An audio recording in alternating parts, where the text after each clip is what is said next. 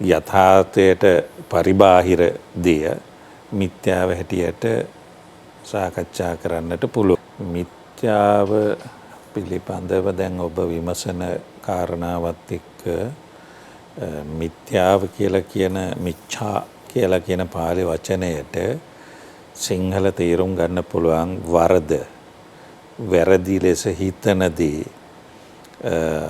යථාර්ථයට පරිබාහිර දෙය මිත්‍යාව හැටියට සාකච්ඡා කරන්නට පුළුවන්. හැබැයි මිත්‍යාවක් වෙන්නේ ඒ ගැන හොයා බලන කෙනෙකුට, විමසන කෙනෙකුට විතරයි. මිත්‍යාවත් සත්‍යයත් එක මිත්‍යාව සත්‍යයක් හැටියට හිතාගෙන තමයි ගොඩක් දෙනා කටයුතු කරන්නේ. ඒ නිසා මිත්‍යාව මොකක්ද, සත්‍ය මොකක්ද කියලා කියන එක ධර්මානුකූලවද, විද්‍යාත්මකවද, දේශපාලනිකවද අපි බලන්නේ.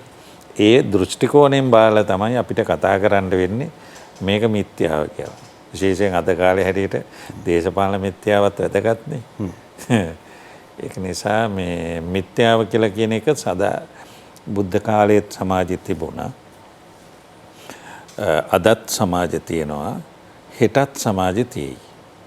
මිත්‍යාව කියලා කියන එක කිසියම් ඥානය හැබැයි ඥානයක් බවට පත්වීම ඇති වෙන තුරා මිනිස්සුන්ගේ సంతානේ තිබෙන කාරණාවක් හැටියට තමයි ඊටාම කෙටියෙන් දක්වන්න පුළුවන්. තව ඒ කෙටි ප්‍රවේශයට මගේ තව පුංචි ප්‍රශ්නයක් අපේ හම්දුනේ. කියන්නේ මිත්‍යාව, ඒ කියන්නේ මේ මානව සංහතිය පවතින තුරාවට මිත්‍යාව විවිධාකාරයෙන් මිනිසුත් එක්ක තිබුණා.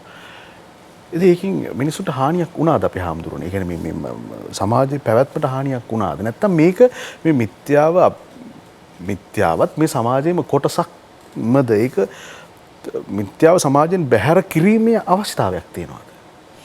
මිත්‍යාව සමාජයෙන් බැහැර කිරීමට කාට හරි වමනාවක් තිබුණත් ඒක කරන්න ලේසි වෙන්නේ නැහැ. සමාජයේ තියෙන දෙයක්. මොකද මිත්‍යාව යථාර්ථයේ ගාවදිනේ මිත්‍යාව වෙන්නේ. යථාර්ථයේ ගාවදි තමයි මිත්‍යාවක් වෙන්නේ. ඒ යථාර්ථය ගාවට එනකම්ම මිත්‍යාව සත්‍ය හැටියට තමයි තියෙන්නේ. ඒ කියන්නේ සත්‍යයේ සලුපිලි ඇඳගත්ත සත්‍යවාදී කෙනා තමයි ඉන්නේ. එය යථාර්ථයක් කරන්න ගියොතින් තමයි ඒක මිත්‍යාවක් වෙන්නේ. ඒ යථාර්ථයක් නොකරන තුරු මිත්‍යාව සත්‍ය හැටියට තමයි අපි සමාජයේ දැන හඳුනගන්නේ. ඒවා අපිට විවිධ ශාස්ත්‍ර එක්ක නිදසුන් හැටියට කතා කරන්න පුළුවන්.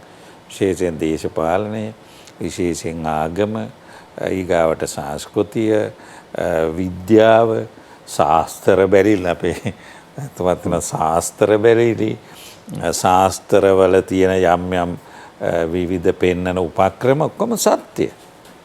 ඒකේ යථාර්ථය හොයාගෙන ගිය කෙනෙකුට විතරයි මේක මිත්‍යාවයි කියලා කියන්නේ. බුදුරජාණන් වහන්සේ දේශනා කරන මිත්‍යාව, গুপ্ত ශාස්ත්‍රය, අඳුර ලෝකේ හැමදාම තියෙනවා කියලා. ඉතින් බුදුහාඳුරන් දේශනා කරපේක අපිට නැති කරන්න පුළුවන්ද?